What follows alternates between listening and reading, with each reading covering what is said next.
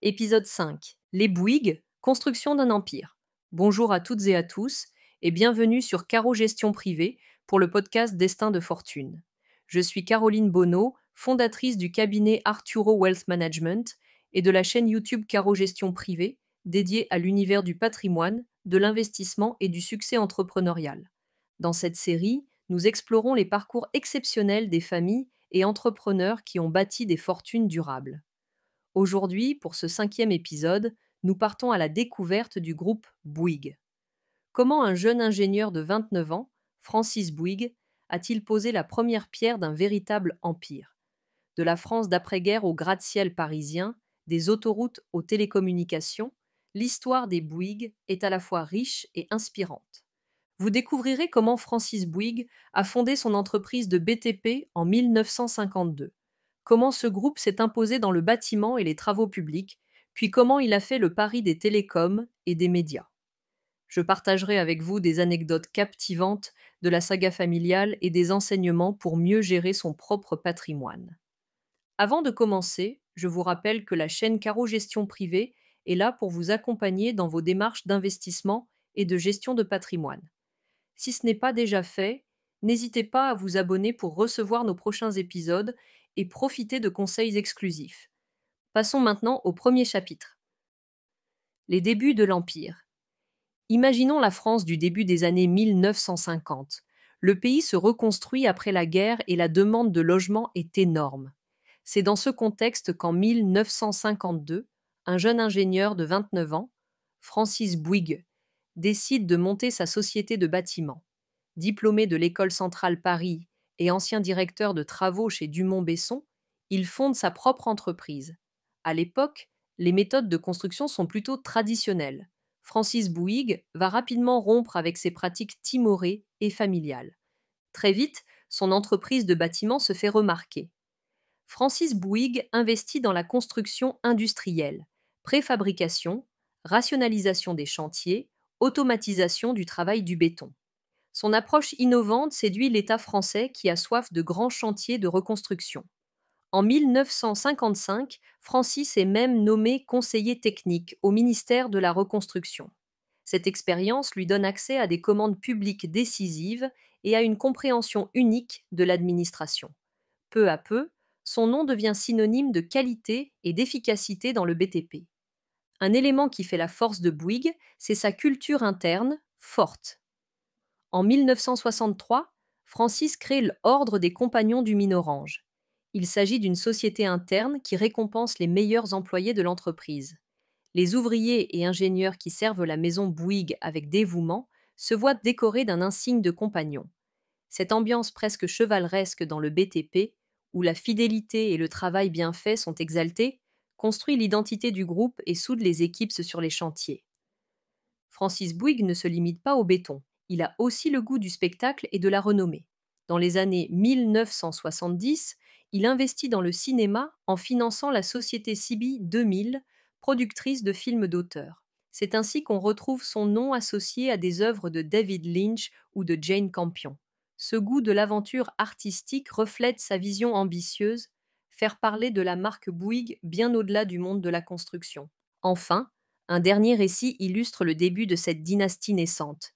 Francis fait construire à Saint-Coulon, près de Saint-Malo, une vaste villa de vacances entourée de petites maisons, une pour chacun de ses 4 enfants, Corinne, Nicolas, Olivier et Martin.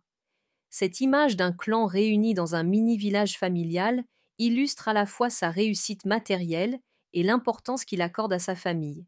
C'est le terreau d'une lignée qui va bientôt prendre la relève de l'entreprise familiale. Expansion dans le BTP. Dès les années 1960 à 70, le groupe Bouygues multiplie les chantiers hors de Paris et gagne en envergure. Sous la direction de Francis Bouygues, l'entreprise se diversifie dans tous les secteurs du bâtiment et des travaux publics. On la voit construire des tours et des sièges sociaux, des routes et des ponts, des stades et des lotissements entiers. Par exemple, Bouygues édifie la tour Montparnasse, inaugurée en 1973, un gratte-ciel de 210 mètres qui symbolise le renouveau de Paris. L'année suivante, le groupe s'attaque à la construction de grandes lignes de métro et d'autoroutes nationales, démontrant sa maîtrise des ouvrages d'art les plus complexes. À l'international, Bouygues fait aussi parler de lui. Dès 1972, le groupe s'ouvre aux marchés étrangers. Il participe à de nombreux grands projets, autoroutes au Maghreb, barrages en Asie, travaux maritimes en océan Indien. Cette expansion lui permet d'asseoir sa réputation au-delà de la France. En 1986, Bouygues devient le premier groupe mondial du BTP, titre qu'il conservera jusqu'à la fin du XXe siècle. Les chantiers se succèdent sur tous les continents et renforcent la notoriété du groupe. Dans les années 1980, ce développement spectaculaire se traduit dans la ville de Guyancourt, dans les Yvelines. On y construit le nouveau siège social du groupe, le bâtiment Challenger, 1988, dessiné par l'architecte Kevin Roche. Avec sa silhouette évoquant un petit Versailles, cet immeuble incarne l'ambition du groupe et marque un tournant. Bouygues bascule vers une dimension internationale assumée. Au total, sous l'impulsion de Francis Bouygues, le groupe s'élargit. On voit naître Bouygues Construction, travaux publics, Bouygues Immobilier, promotion immobilière, Colas, routes et revêtements, et d'autres filiales spécialisées. Chaque domaine d'activité renforce les autres, créant un écosystème où les ressources se combinent. On pourrait dire que le béton est devenu la matière première de leur empire, façonnant paysages et villes grâce à leurs projets grandioses. Télécom et médias. Dans les années 1990, Bouygues pivote vers les télécommunications et les médias. En 1987, Francis Bouygues acquiert TF1, la principale chaîne de télévision française, marquant l'entrée du groupe dans l'audiovisuel. TF1 devient alors un portail de contenu et de publicité, géré par des spécialistes comme Patrick Lelay. Bouygues contrôle la chaîne, ce qui assure au groupe des revenus stables et renforce son influence. Par la suite, TF1 lance la chaîne d'info LCI en 1994, tandis que le groupe explore d'autres médias complémentaires. L'innovation la plus spectaculaire arrive en 1994. Bouygues remporte l'une des premières licences de téléphonie mobile en France. Il lance Bouygues Télécom, marquant un tournant énorme. En quelques années, Bouygues Télécom construit un réseau moderne, antennes, technologie 2G puis 3G, et propose des offres innovantes, forfait mobile, Internet. Ce pari technologique attire des millions de clients et fait de Bouygues un acteur majeur du numérique. La stratégie est claire: diversifier ses sources de profit loin du BTP, dans un secteur en plein essor. Entre ces succès se joue même une petite guerre des grands patrons.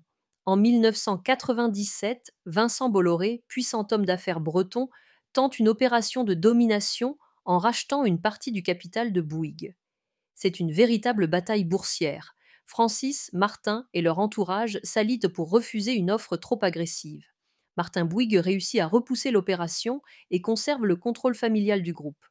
Cette lutte acharnée illustre la vitalité et la loyauté des actionnaires et montre combien le groupe Bouygues tient à son indépendance. Avant de poursuivre vers notre 4e chapitre, un mot rapide. Si cette histoire vous passionne, je vous invite à vous abonner à la chaîne Caro Gestion Privée. Vous y trouverez d'autres analyses inspirantes et des conseils concrets pour gérer votre patrimoine. Restez avec nous. Nous allons maintenant voir comment Martin Bouygues a pris la relève du groupe. La relève est l'héritage. Le plus jeune fils de Francis, Martin Bouygues, entre dans l'entreprise en 1974. Très vite, ce jeune diplômé assume des postes clés sur les chantiers du groupe. En septembre 1989, à 37 ans, il succède officiellement à son père à la tête du groupe Bouygues, devenant à l'époque le plus jeune patron du CAC 40. Ce passage de témoin n'a pas été sans remous. Nicolas, son frère aîné, ne parvient pas à s'entendre avec leur père sur ce poste et finit par quitter le groupe pour fonder sa propre société de BTP. Martin, lui, prend la barre d'un navire déjà puissant. Dans les années 1990 et 2000, Martin confirme cette ambition héritée. Il renforce les 3 piliers de l'empire, BTP, télécom, médias, et développe les activités à l'international. Sous sa houlette, les revenus du groupe Bouygues triplent entre 1993 et 2013, et le groupe est reconnu comme l'un des plus performants au monde. Il assume également des décisions stratégiques fortes, comme la construction du réseau 3G de Bouygues Télécom ou le refus d'un appel d'offres UMTS jugé défavorable en 2001. Martin Bouygues apporte progressivement une dimension numérique et durable à l'entreprise, dans la lignée de la vision de son père. Homme d'action et discret, Martin Bouygues a aussi inscrit la filiation dans la durée. En 2004, il crée la Fondation Francis Bouygues pour soutenir financièrement des lycéens méritants, dans l'esprit éducatif paternel. En 2021, à 68 ans, Martin cède la direction opérationnelle à Olivier Roussat tout en conservant la présidence du groupe. Deux des enfants de Martin, Édouard et William, siègent désormais au conseil d'administration. Les Bouygues demeurent ainsi maîtres du navire familial, préparant la prochaine génération. Stratégie patrimoniale et enseignement. Alors, que retenir de cette grande saga Bouygues pour votre patrimoine ? Voici quelques enseignements clés que l'on peut dégager. Diversifier ses investissements. Les Bouygues ont bâti leur fortune en multipliant les secteurs, construction, immobilier, télécom, médias.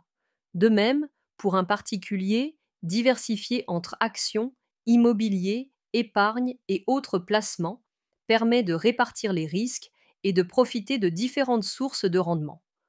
Penser long terme et réinvestir.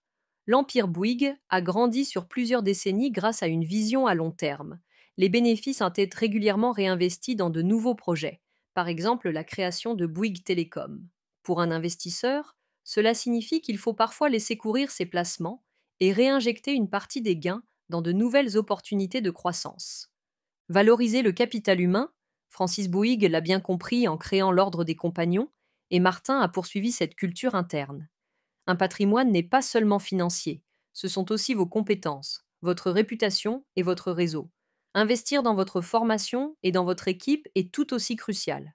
Préparer la transmission, les Bouygues ont intégré leur famille dans le capital, via la holding SCDM et dans la gouvernance.